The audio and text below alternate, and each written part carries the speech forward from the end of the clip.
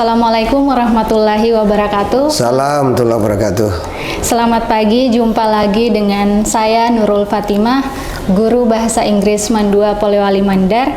Senang sekali rasanya hari ini dapat menjumpai lagi viewer Mandua Polman di manapun berada.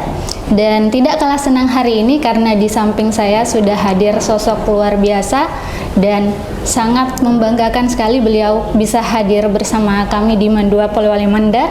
Langsung saja kita sapa Bapak Direktur GTK Madrasah Kemenak Republik Indonesia, Bapak Dr. Muhammad Zain MAG. Assalamualaikum Pak, selamat pagi. Salam warahmatullahi wabarakatuh, sehat?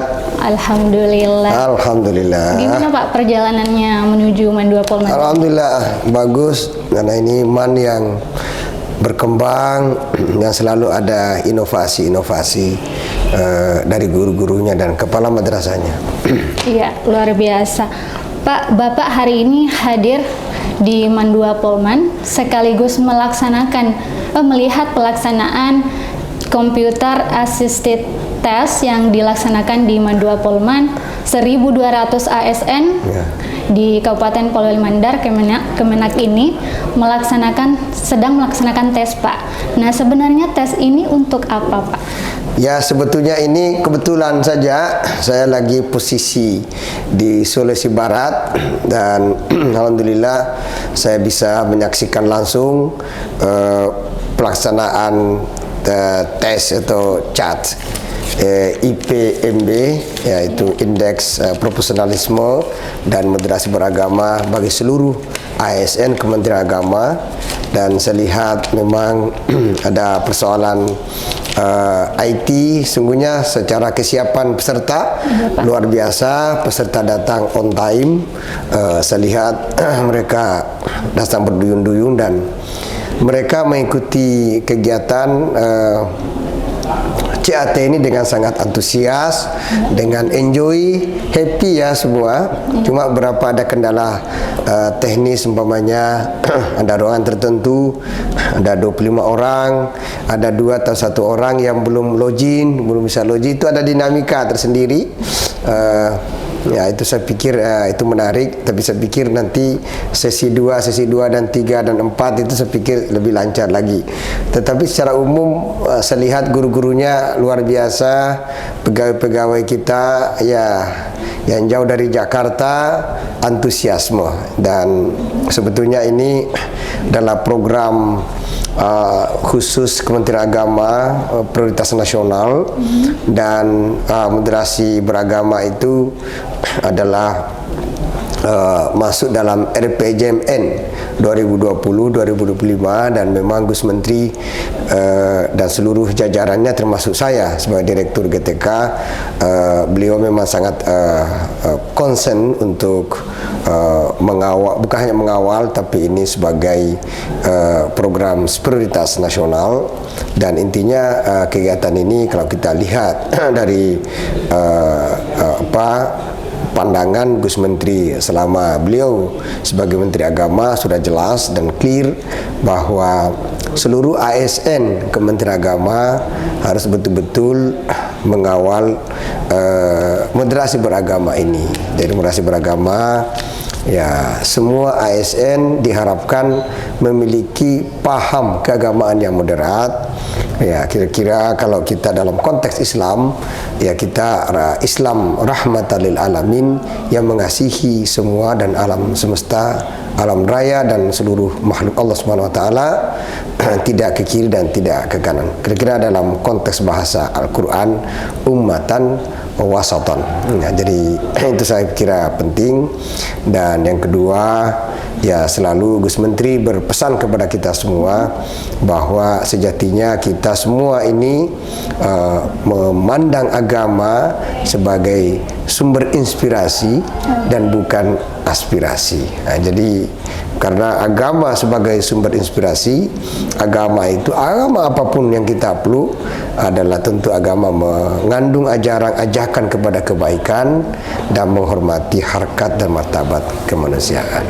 Itu yang pertama yang saya bisa tangkap ya. Yang kedua, hasil CAT ini, CAT Indeks Profesionalisme, itu ada profesionalisme, dan di situ kan ada pertanyaan-pertanyaan untuk mengecek kira-kira ASN kita ini budaya kerjanya seperti apa. Kan kita kan punya nilai 5 nilai budaya kerja. Purpose itu menjadi corporate value ya, sebagai 5 nilai budaya kerja kita. Dan kedua ya tadi itu, yang mudah-mudahan sih potret hasil CAT hari ini mudah-mudahan baik ya. Pak. Kami juga akan di ini sama. Kalau saya ini kan memang alhamdulillah sudah ikut semacam pelatihan dan diklat oleh Kementerian Agama untuk moderasi beragama. Ya, kita sesungguhnya sudah menjadi instruktur nasional. Itu ada sertifikatnya. Kemudian kami juga akan ikut sama. Ikut CAT. Jadi semua kita ini ASN Kementerian Agama itu wajib hukumnya ikut ini. Tapi secara umum saya lihat, terima kasih, saya senang sekali karena di Sulawesi Barat ini salah satu titiknya sangat antusias dan semua happy. Jadi mulai dari luar saya pantau, mereka datang itu dalam kelas juga mereka happy ya. Itu juga menandakan bahwa ini menjadi respon sangat positif terhadap kebijakan Gus Menteri itu.